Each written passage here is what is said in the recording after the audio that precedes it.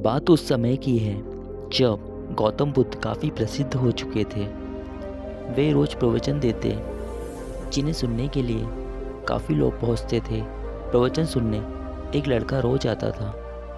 वह गौतम बुद्ध की सारी बातें बहुत ध्यान से सुनता था। काफ़ी दिनों तक प्रवचन सुनने के बाद एक दिन उस लड़के ने सोचा कि मैं प्रवचन तो रोज़ सुन रहा हूँ, लेकिन मेरे जीवन में कोई बदलाव नहीं आ रहा है। बुद्ध बातें तो अच्छी बताते हैं, लेकिन कुछ लाभ नहीं हो रहा है। मुझे इस बारे में बुद्ध से बात करनी चाहिए।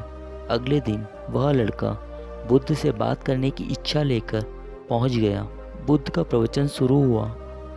वे कहते रहे और वो कह रहे थे कि अगर कोई व्यक्ति हम पर गुस्सा करता है तो वह हमसे ज़्यादा खुद का नुकसान करता है। अगर हम भी दूसरों के गुस्से का जवाब गुस्से से ही देते हैं तो हम खुद का नुकसान कर लेते हैं। बुद्ध की ये बातें सुनते ही वह लड़का खड़ा हो गया और कहने लगा कि तथागत, मैं बहुत दिनों से आपके प्रवचन सुन रहा हूँ, लेकिन कोई बदलाव ही नहीं आया है। मुझे तो प्रवचन सुनने से कोई लाभ ही नहीं हो रहा है। बुद्ध ने अपने प्रवचन बीच में रोके और उस लड़के की बातें सुनने लगे।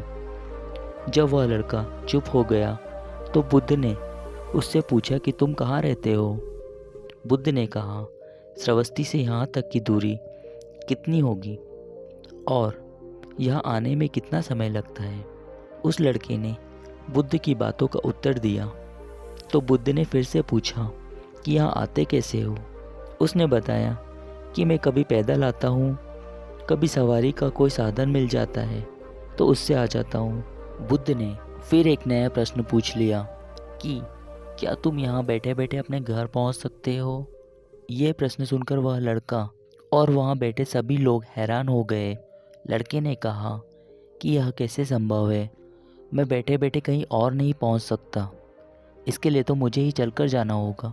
बुद्ध ने कहा कि तुम्हारी बातों में ही तुम्हारे प्रश्नों का उत्तर है। सत्संग सुनने से तब तक कोई लाभ नहीं होगा जब तक कि तुम उन अच्छी बातों को अपने जीवन में नहीं उतारते हो। जब तक तुम अच्छे काम नहीं करोगे, इच्छाओं का त्याग नहीं करोगे, बुराइयों से दूर नहीं रहोगे, तब तक तुम्हारे जीवन में कोई बदलाव नहीं आएगा। सिर्फ प्रवचन सुनने से, यहाँ बैठने से जीवन में कोई बदलाव नहीं आएगा। बुद्ध ने आगे कहा, अगर तुम कुछ अच्छा करना चाहते हो, सत्संग में तुम्हें सही गलत बातों की जानकारी मिलती है, लेकिन उन्हें अपने जीवन में किस तरह उतारना है ये तो तुम्हें ही तय करना होगा। तुम्हें प्रयास करने होंगे, तभी जीवन में सुख, शांति और सफलता आएगी। सत्संग सुनने से हमारी बुद्धि पवित्र रहती है और हमारा मन गलत बातों से बचा रहता है।